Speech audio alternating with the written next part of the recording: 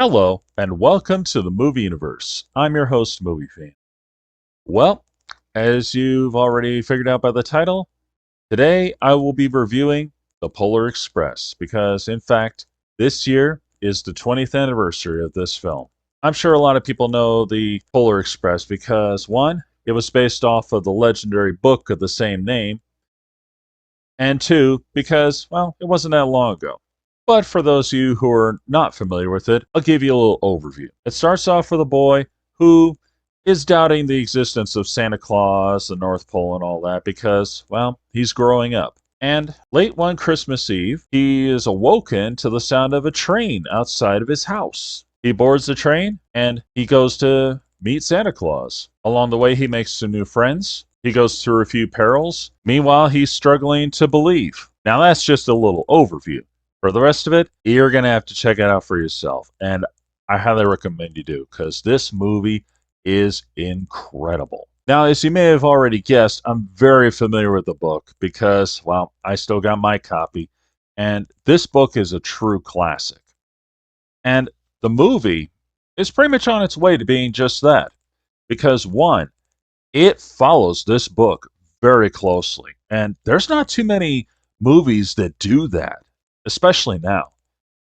Granted, they do take a small artistic license, but it's only just to extend it a little because, well, it's a short story, and obviously there wasn't enough material to make it into a regular film. So they had to do a lot of filler time. And even the filler time is actually good. For instance, in the book, we don't have certain characters such as the hero girl, the know it all kid, Billy, the conductor, the hobo. And of course, in the book, we don't have moments like, well, like this, for instance.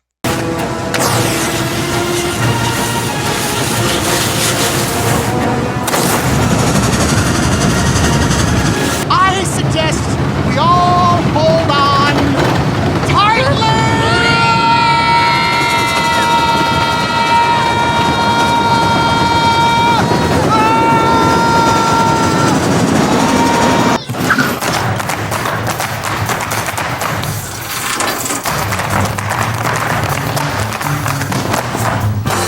Ooh, we got it!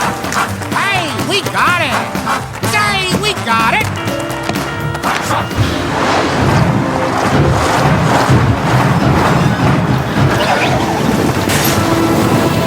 Turn this sled around!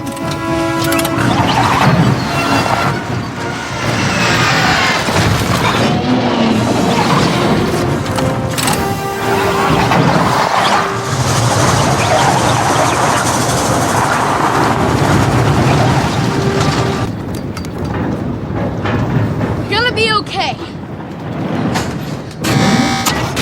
Baby, no! But still, it's great material, and it does flow with the story a lot better than you might think. Because the book is pretty basic. It's a story about a kid who goes to see Santa Claus one Christmas Eve, and of course, when he meets Santa, he's given a very special gift because, oh, he was chosen to be the first kid that he gives the first gift of Christmas, at least that year, to. And he chooses one of Santa's sleigh bells. So Santa gives him a sleigh bell. And he says, in the end, and this is quoted in the movie, it basically says this. At one time, most of my friends could hear the bell, but as years passed, it fell silent for all of them. Even Sarah found one Christmas that she could no longer hear its sweet sound. Though I've grown old, the bell still rings for me, as it does for all who truly believe.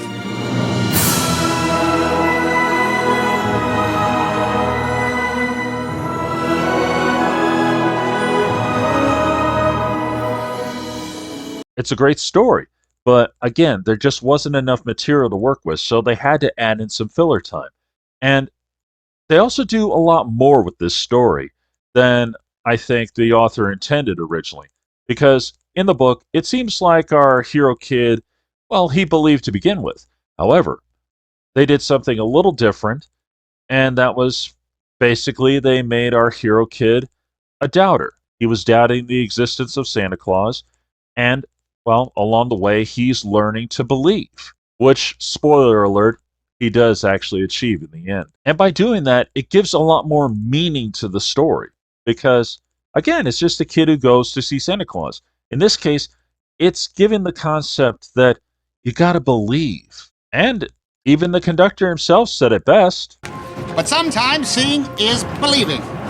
And sometimes the most real things in the world are the things we can't see. And it's not just our hero kid that is given a task to learn something. For instance, our Mr. Know-It-All kid, well, he learned that he doesn't know it all like he thinks he does. Granted, he's pushed more to the side, but let's get real. I don't think we wanted him to be front and center because he was very annoying. But he was meant to be, so okay. We also have our hero girl who she's got the ability of leadership, but she just doesn't seem to follow up on it, at least not yet. But she does learn. And I love this girl. She's a great character. When she was talking to Billy, she was trying to give every good reason why he shouldn't try to miss out on seeing Santa Claus. And then there's Billy, who, sadly for him, he obviously comes from the poor side of town. And as he says, Christmas just doesn't work out for me. However, Mr. Claus taught him a little lesson. And it's basically this. He's a lucky lad. It's no greater gift than friendship. So in the end, everybody learns something. And the meaning behind it all is absolutely incredible. And what's even more important is that even though it does have a good amount of filler time, it's still very true to the story. But what really sells it for me is the fact that the CG that was used to make this, it looks so much like the pictures in the book. That's what really makes this so magical to me. And I cannot deny it. They made the right call when they did this. Now, it's not exactly like the book because there's no way they could copy the art completely and make it work. But they do make it come very close. So close that it's incredible. And this was accomplished with a relatively new technology at the time called motion capture. Now, I don't need to explain it because they've been using it ever since, so we know what it is. But this was one of the earliest films to really try to put some effort into doing that. And obviously, the credit goes to the visual effects artists and especially the director. The director, of course, is the legendary Robert Zemeckis, who is best known for the Back to the Future trilogy. Believe it or not, from the beginning, Zemeckis wanted it to be like the illustrations in the book, so he decided to enlist the help of ImageWorks to pull this off. And he got help from visual effects artist Ken Ralston and Jerome Chen. Ken Ralston is well known for his work on the movie Who Framed Roger Rabbit, and of course, he helped with the original Star Wars trilogy. Jerome Chen is well known for doing the special effects to movies such as Jumanji, Welcome to the Jungle, and The Amazing Spider-Man. But of course, the movie doesn't have much meaning without music, and this has a great score. It was created by famous composer Alan Silvestri, who is known for composing songs for movies such as Forrest Gump, Back to the Future, Who Framed Roger Rabbit, and Captain America: First Avenger. And there is one song in particular that stands out, called Believe. It's pretty much the signature song in this movie. In fact, you hear it multiple times throughout it. You hear the tempo. And in the very end, you hear the words right during the end credits. The song was also co-written by famous composer Glenn Ballard, who I think many of us would remember for writing a few songs for The Tale of Despero. It's a great song, and the rhythm alone is great enough, but when you hear it during the end credits, it is fantastic to actually hear the words, because it was sung by famous singer Josh Groban. It's a beautiful song. I highly recommend you pay close attention to it, because it literally says it all about believing. Now, of course, the movie is nothing without a good cast, and this had a great cast. In fact, this probably had the most interesting cast that I've seen in a long time, and that's because most of the characters were played by legendary actor Tom Hanks.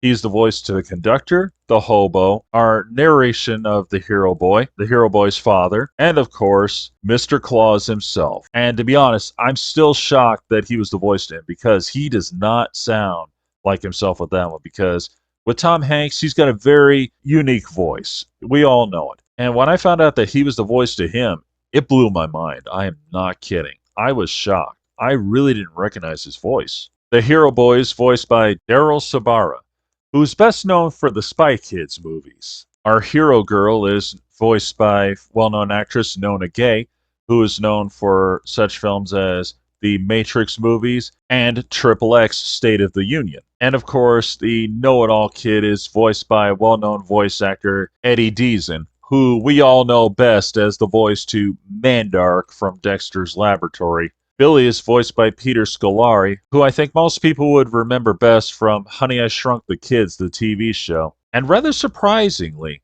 our hero boy's sister and mom are both voiced by Leslie Zemeckis, who is, in fact, Robert Zemeckis' wife. And last but not least, our engineer and fireman, Steamer and Smokey. They're played by Michael Jeter, who sadly passed away while it was still in production. Now, of course, for most of them, except for Tom Hanks, they were just the voices to these characters.